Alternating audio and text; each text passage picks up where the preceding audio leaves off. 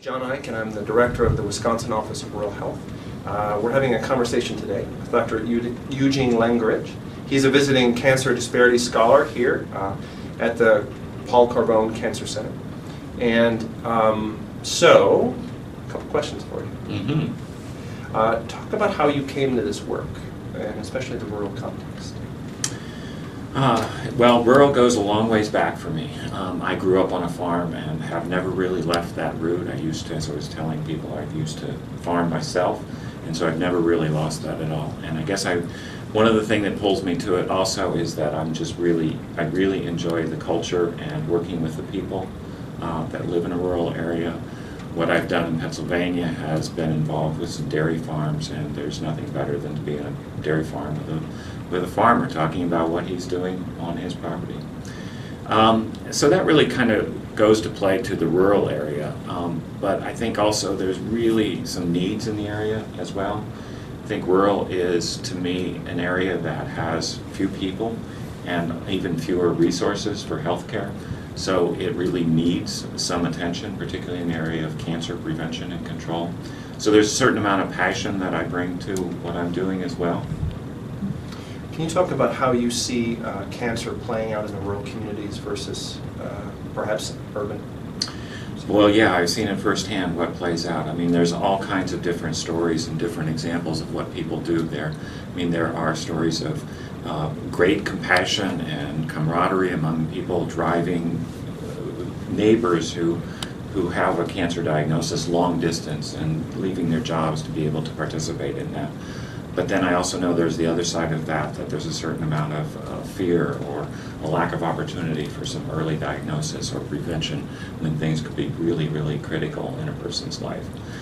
So I think that we've got really both kind of things going on in a rural community. You've got that great sense of people being together and feeling as a community, that their lives depend upon each other, but then there's also just a lack of resources and opportunities there.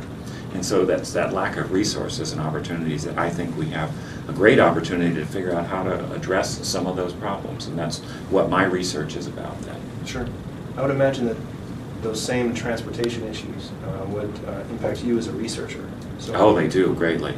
And that's probably one of the very unique parts as we talk about cancer health disparities research. I think that may be one of the most unique pieces is that what we have to do in the rural research is we've got to go there, and that there is typically a long distance away from where our cancer center is, and it's also to multiple sites. If we're doing research in communities in downtown Madison or in downtown Harrisburg, where I live, people are much more congregated, and you've got just the one trip to make to reach multiple communities, and that just doesn't happen in the rural community. So it is different from that perspective. So can you talk about how you've partnered with existing networks in rural communities, perhaps rural hospitals and clinics, to aid you in that, finding your patients and subjects of your research?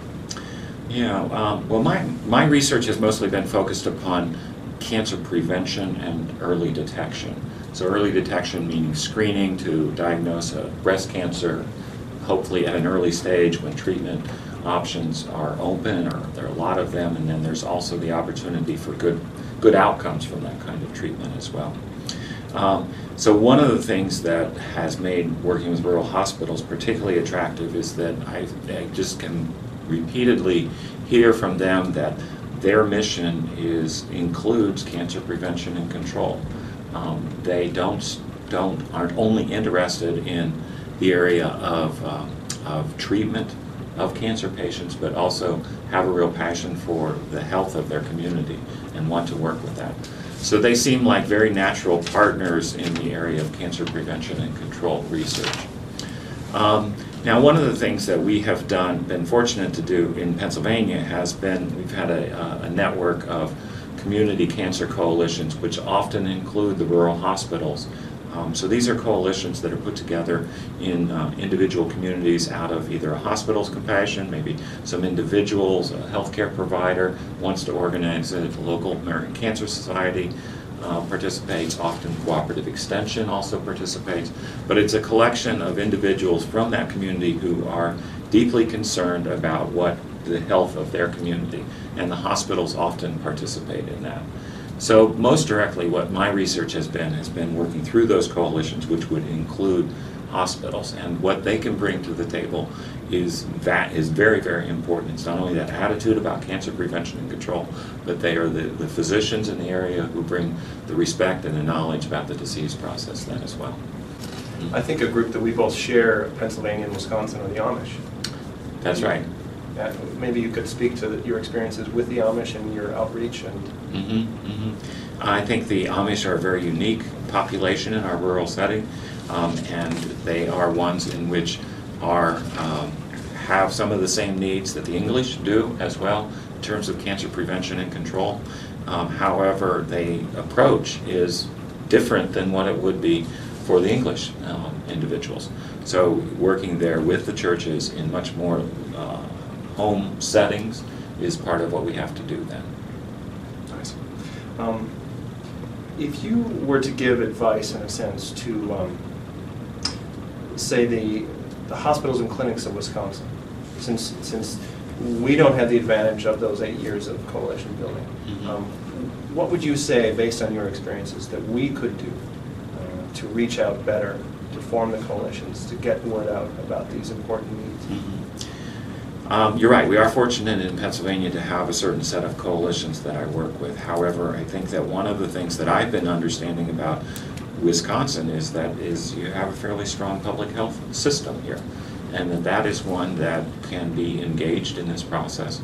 So I would think that the hospitals, healthcare providers that are in a rural community should be working actively with their local health departments, with the local American Cancer Society organization that takes place there.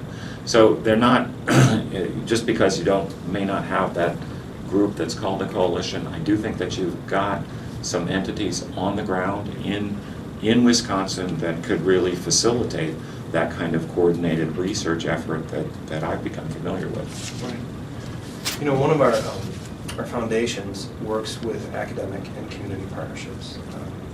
As long as we're talking about giving advice, what advice would you give to the universities and their outreach in these partnerships?